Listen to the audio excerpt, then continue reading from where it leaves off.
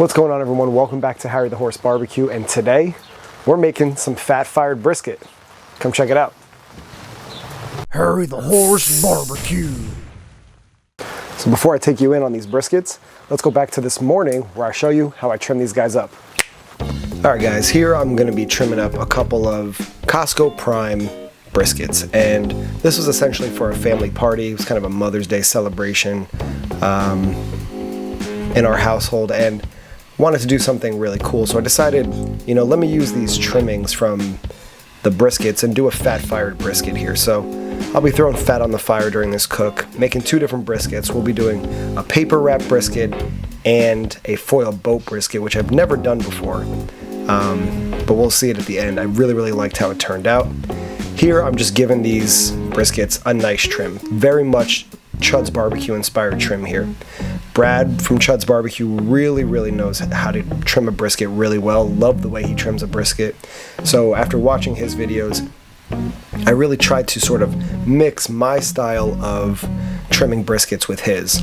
So the first thing he does, is trim out the entire decal fat, which you saw me do there. Nothing but fat in there. Now I'm pretty much trying to get after the underside of this brisket, which I normally don't really do. I don't feel like it really impacts any part of the cook if you leave it on, but I try to take some off within reason. Nothing too crazy, didn't want to spend a lot of time there. Now we're shaping up the point here and trying to make sure we've got a nice 1/4 inch of fat all the way around. Here is one of the most crucial steps in trimming a brisket, is scooping out this pocket of fat where the mohawk sort of meets the flat, and it's just a big unnecessary pocket of fat. And then this is something I've been a little reluctant to do in recent videos or in recent brisket cooks, is actually take down the mohawk a little bit.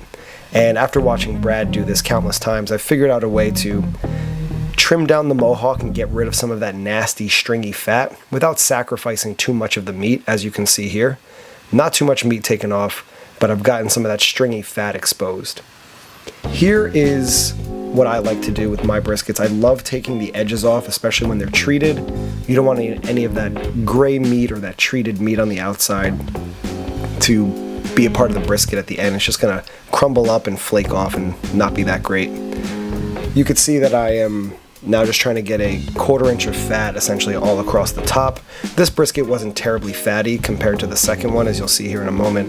But you can see I'm saving up all my trimmings, saving up all the fat, so I can start separating the fat from the meat and using all that fat during the cook. Now here is one of the tricks that Brad does, and I love the way he does this. He sort of squares up the one side of the brisket and holds on to the excess flat meat, and sort of one long swoop of the knife, he makes this clean edge, and you can see how nicely shaped this brisket is. I mean, patented Chud scrape here, but the shape of this brisket is great. Here we go with the rub. We've got 1 part coarse black pepper, 1/2 part kosher salt, 1/2 part Lawry seasoned salt, and about 1/2 part of the roasted granulated garlic that I like to use. That was a 1/2 cup measuring cup, and now we're going down with some Q glue.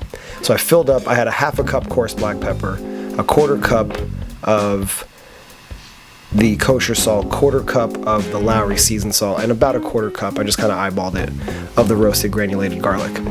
Now binders are a bit controversial. I love using the Q glue. 1, I love the ingredients in it. 2, I love the color that it gives. I like the sort of darkish, it's got the turmeric and the yellow mustard and the pickle juice. Gives it a really nice color. And it just smells like barbecue to me, guys. I mean, I love to use it. I think it gives me great results. And when I'm seasoning this brisket also, I want to get a heavy coating of the rub on there, as you can see. I see a lot of briskets floating around where it's a light coating of salt and pepper or whatever the case is. This is nicely seasoned all the way around, enough to build a really nice bark. So I'm really digging the way that brisket looked. Now, we're going to do the exact same process to the second brisket. Here it is in some sped up time, but exact same process. But I think the trimming of the briskets is always valuable to see. So check this one out, and we'll meet you out at the cooker.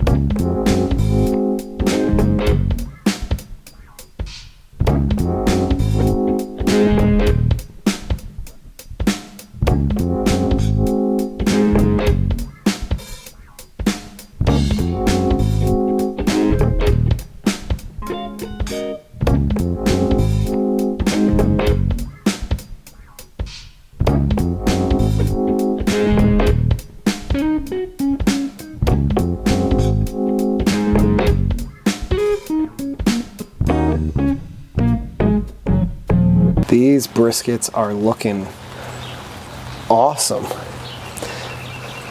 2 Costco primes, give them the old chud trim.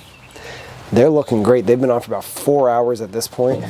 I like to let my briskets go about 4 hours before I check on them, but all I've gotten here is a little water in my water pan, running some oak and cherry wood smoke, and these briskets are looking phenomenal.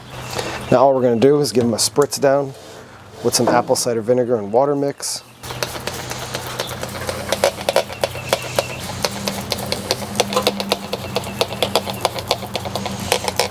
And that's it. Let's close her up. Now for this fat-fired brisket, nearly every time I'm putting a split in the firebox, I'm throwing a tiny piece of fat on. It produces an aroma that's similar to like cooking a steak or burgers over a grill. But man, I don't know if it's really helping with the bark. You guys saw it. It's pretty dark after 4 hours.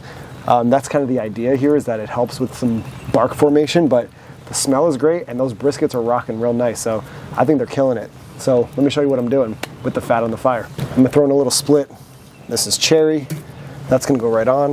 Now I've got all my brisket trimmings just in this foil pan. I just take some tongs and take my piece of fat that I trimmed off the briskets today, just throw it right on the coals, producing an awesome, awesome smell.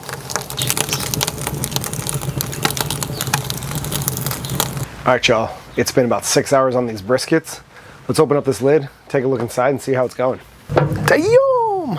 Oh my goodness. Looking good. And we're gonna make a few adjustments here and I'll bring you guys closer. All right, y'all, 6 hours in and the bark on these briskets is looking phenomenal. Just gonna hit these dry spots. So I know slathers are sometimes unfavorable by some people, but I think, man, that Q glue I think does a fantastic job. It always gives me good bark. As you guys saw in one of my previous videos where I used no slather at all, there was so much rendering of the fat that washed away my bark. Let's check the fat render a little. It's getting there, but not quite. Only 6 hours. I usually wrap around 8-9 hours or so, maybe even pushing it to 10 sometimes. All right, y'all, one thing I'm doing differently is I added a blocking log in here just to see how that's gonna affect the brisket. You could see that some of the brisket might be getting a little toasty, but this bark is looking phenomenal.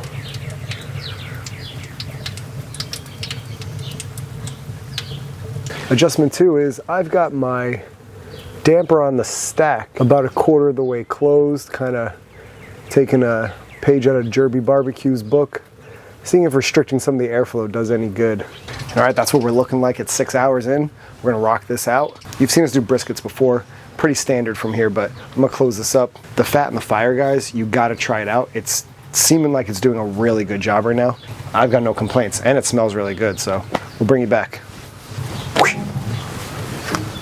Boom. All right, y'all, so the party started here, obviously, as you can see in the back. We've had a lot of people in the house, so I didn't want to record any audio with all the noise going on. We had about 25 people over, and as you can see, this is the paper wrap brisket. We didn't show you the wrap, but like I said, we're doing a paper wrap brisket and a foil boat brisket, just so my family could check it out and don't want to waste any of that rendered fat. Get it all over there. Really adds to the presentation factor here.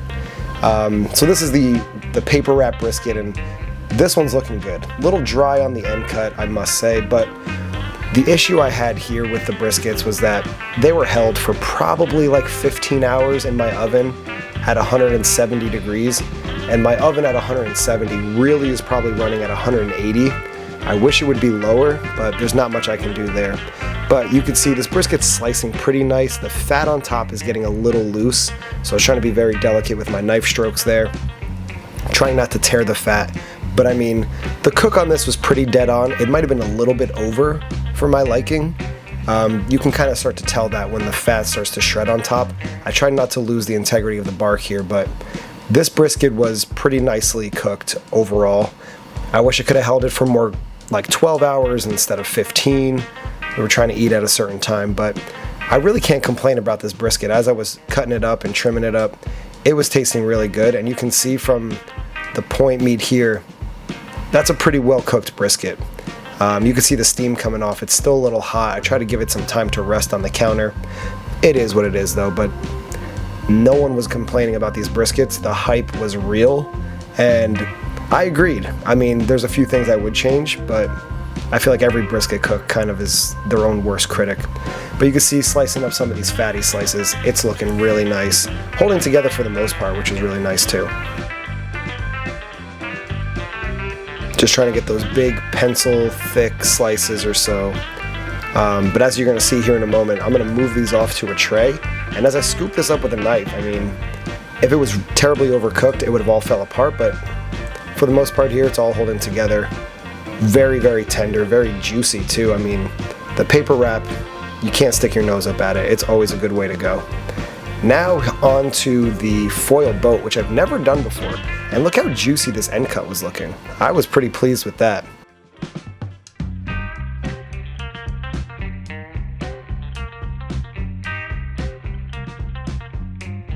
As I'm slicing it up, yeah, I'm giving it to my family, things like that, and they were going nuts. I mean, they don't really get Texas style barbecue at all.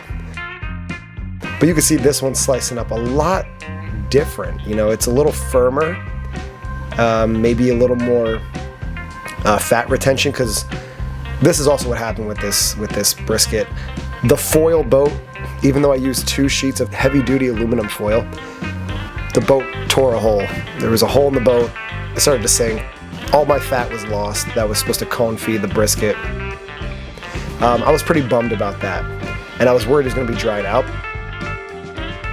But man, as you can see as I'm slicing this, it's pretty juicy, and I am a fan of that crunchy bark for sure. It was killer. The difference in texture, the way the fat crisps up. Man, this one I would say was slightly better than the paper wrap. I mean, again, with the long rest time, difficult to really go head to head. It wasn't the point of this video. I think they were both extremely good briskets. Here we go, slicing up some burnt ends. Those burnt ends were phenomenal, guys. I'm telling you, look at the fat on this. Woo, that's looking good. We're just plating it up so all the family can eat. But overall, I think the fat on the fire was really killer. You guys got to give this a try at home. Make sure you like the video, comment, subscribe to the channel if you're new. Do it. I know you want to do it, so just do it, all right? We'll catch you guys in the next video. Follow us on Instagram at HarryTheHorseBarbecue. Catch you all in the next one. Peace out.